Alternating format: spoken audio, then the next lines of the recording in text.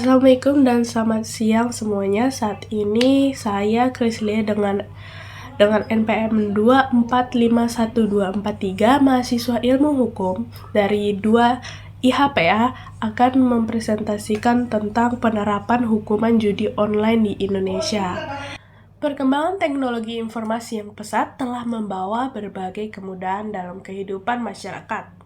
Nah, tapi kemajuan teknologi juga memberi celah bagi munculnya tindakan kejahatan seperti praktik judi online ini. Nah, judi online ini semakin marak di Indonesia. Kemudahan akses dan iming-iming bonus besar ini menimbulkan dampak sosial dan ekonomi yang serius. Nah, fenomena ini semakin mengkhawatirkan karena bukan hanya menyasar kalangan dewasa, tetapi juga menyasar ke kalangan anak-anak dan remaja. Berdasarkan laporan pusat PPATK, itu menurut Kompas, jumlah pemain judi online itu sudah mencapai 3,2 juta orang dengan total transaksi 600 triliun dalam kurun waktu Januari hingga Maret 2024. Ini menunjukkan bahwa judi online ini sudah menjadi masalah serius dan harus mendapatkan perhatian yang banyak, terutama dalam penegakan hukum. Nah, pemerintah Indonesia telah membuat ketentuan pidana untuk pelaku judi, baik yang dilakukan secara online dan juga offline. Salah satu aturan yang menjadi landasan penegakan hukum terhadap judi online adalah Undang-Undang Informasi dan Transaksi Elektronik UU ITE. Dalam pasal 27 ayat 2 Undang-Undang ITE disebut bahwa setiap orang dengan sengaja dan tanpa hak mendistribusikan atau membuat dapat diakses informasi elektronik yang memiliki muatan penjudian dapat dipidana selama 6 tahun dan denda 1 miliar. Selain itu, KUHP pasal 303 juga mengancam pelaku penjudian dengan pidana penjara maksimal 10 tahun. Sayangnya, meskipun regulasi sudah tersedia, implementasi hukuman terhadap pelaku judi online masih menemukan banyak kendala. Hambatan terbesarnya sifat lintas batas dari kejahatan ini. Banyak server yang ternyata judi online-nya di luar negeri, seperti Filipina dan Kamboja. Jadinya mempersulit proses penegakan hukum di Indonesia. Nah, Satgas Pemberantasan Judi Online yang dibentuk pada Kepres nomor 21 tahun 2024 ini telah bekerja sama dengan pihak Polri, Kominfo, dan PPATK untuk menggagalkan aliran dana dan jaringan judi online.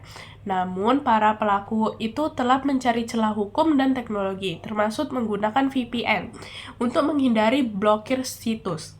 Nah, dampak dari maraknya judi online tidak hanya dirasakan dalam aspek ekonomi, tapi juga sosial. PPATK juga mencatat 2% pemain judi online di Indonesia merupakan anak di bawah 10 tahun. Nah, fakta ini menunjukkan bahwa judi online telah merusak moral masyarakat dan bahkan mulai menjebak generasi muda. Tidak sedikit juga kasus judi online untuk akhirnya melebar menjadi tindak kriminal lain seperti penipuan, penggelapan dana, dan perdagangan orang yang nanti modusnya dijanjikan pekerjaan, akhirnya malah dijadikan admin judi online di luar negeri. Sejumlah ahli hukum mengatakan bahwa penerapan hukuman bagi pelaku judi online seharusnya tidak hanya difokuskan pada pemain, tetapi juga menitik beratkan kepada bandar atau penyelenggara. Seperti yang dikatakan oleh guru besar hukum pidana di Universitas Indonesia, Profesor Topo Santoso, menegakkan hukum terhadap pelaku judi online harus menargetkan otak di balik bisnis ini agar memberi efek jera yang nyata. Oleh karena itu, aparat penegak hukum harus didukung oleh kerjasama lintas negara dan peningkatan kapasitas teknologi agar dapat menembus jaringan sindikat internasional. Di sisi lain, pemerintah juga harus gencar melakukan edukasi dan literasi digital kepada masyarakat.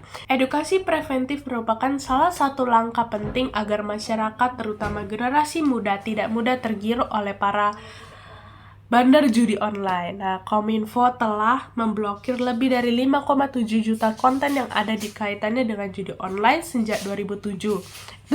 Tetapi faktanya menunjukkan bahwa tindakan preventif tidak cukup, tidak diimbangi dengan pemahaman masyarakat tentang bahayanya judi online.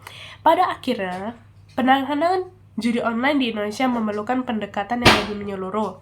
Perlu juga sinergi yang kuat antara instansi pembaruan regulasi yang adaptif terhadap perkembangan teknologi, serta juga penegak hukum yang tegas, khususnya terhadap para bandar. Jika langkah ini dapat dijalankan secara konsisten, maka cita-cita untuk memutuskan rantai judi online dapat menyelamatkan generasi muda dari dampak buruk